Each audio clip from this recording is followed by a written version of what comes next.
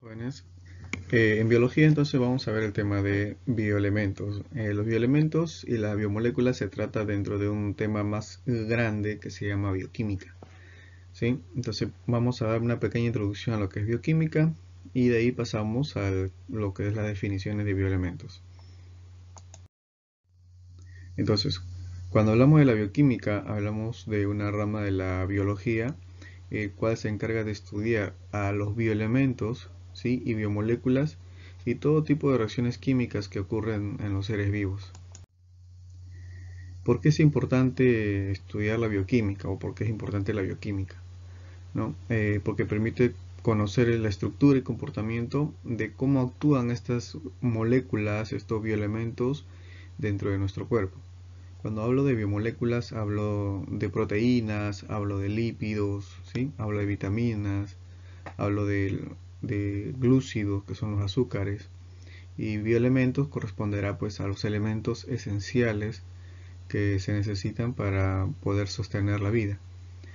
Permite también esta área conocer las reacciones químicas que ocurren en las células, ¿sí? Reacciones como la respiración celular, la digestión, todo lo que corresponde al metabolismo, a la degradación de alimentos. Permite conocer el estado de salud de un organismo, ¿sí? O también permite conocer cómo es el estado de patología, sobre todo por la carencia de algún tipo de biomolécula o bioelemento, ¿no? Cuando nos falta un bioelemento, por ejemplo, podemos definir algún tipo de patología, o sea, enfermedad. Por decir, les preguntaba, ¿no? La hemoglobina. ¿Qué se necesita para tener buena hemoglobina? Se necesitan nutrientes que tengan hierro, ¿cierto? Entonces, si yo no consumo alimentos que tengan hierro, voy a tener una hemoglobina baja y por lo tanto eso puede generarme una enfermedad que puede ser una anemia. Entonces, eso es lo que hace la bioquímica, estudiar cómo estos bioelementos y algunas biomoléculas actúan dentro del cuerpo. Entonces, también permite la creación de medicamentos, la bioquímica, ¿sí? Porque se va a unir a áreas más amplias, como el caso de la farmacología, y permitirá pues este descubrimiento de nuevos medicamentos, vacunas, ¿sí? Y permite conocer también los requerimientos nutricionales de cada organismo.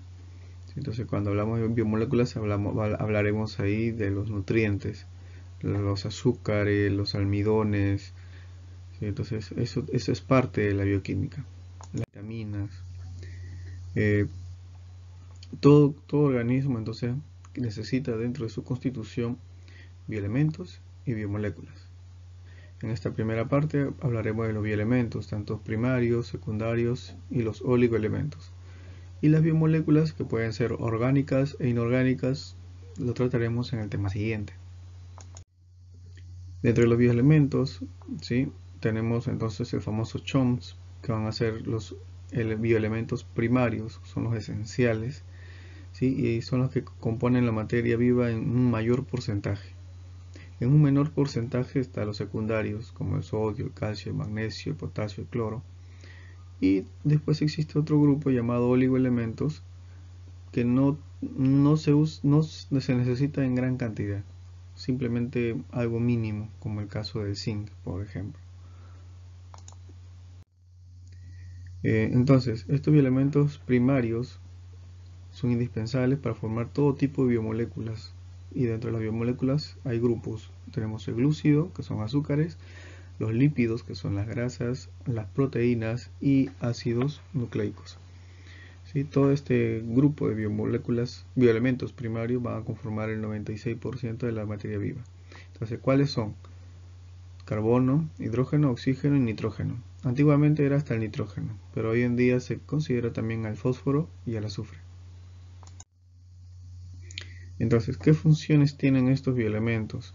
Por ejemplo, una de las funciones que puede tener el carbono es la capacidad de formar cadenas de carbono, para entonces ramificarse y formar macromoléculas. El hidrógeno formará parte de esqueletos de esta macromolécula, ¿sí? Siempre que vamos a encontrar carbono e hidrógeno unido. El oxígeno permite la obtención de energía mediante la respiración aeróbica. Por ejemplo, nuestras células hacen respiración de tipo aeróbico porque necesitan oxígeno. El nitrógeno se encuentra en el grupo amino, formando parte de aminoácidos, y este aminoácido generará proteínas. ¿Has escuchado esa palabra? Proteínas. Bien, entonces estas proteínas van a formar, por ejemplo, la parte estructural del cuerpo, como los músculos, como la piel, como las uñas, como el cabello.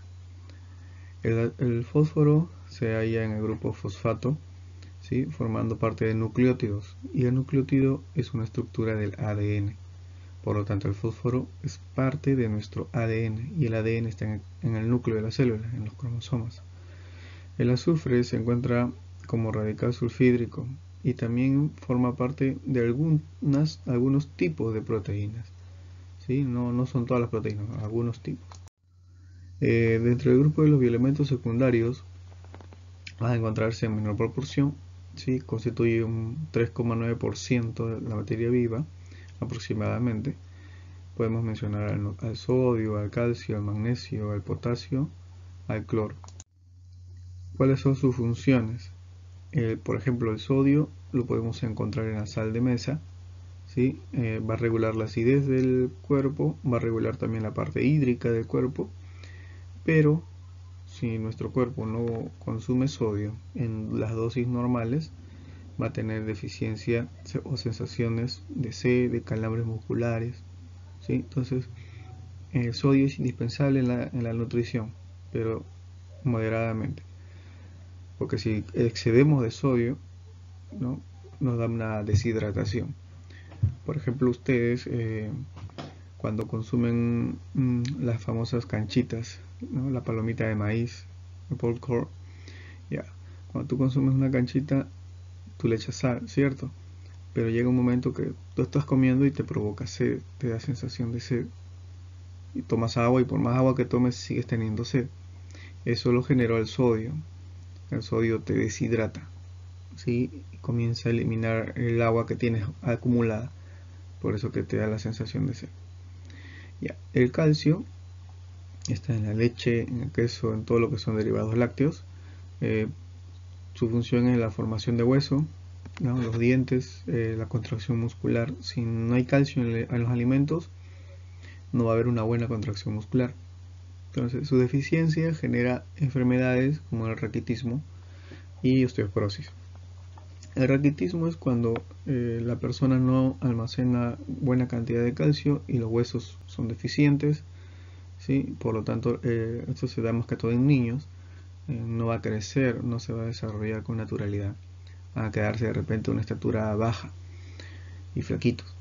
En cambio, la osteoporosis se da en las personas ya adultas, que tampoco han almacenado el calcio necesario en su niñez y en su juventud, y cuando llega a una edad pues avanzada de 50 hacia más, va a tener problemas en los huesos, se van a descalcificar, ¿sí? Y esto va a generar que el hueso se fracture con facilidad.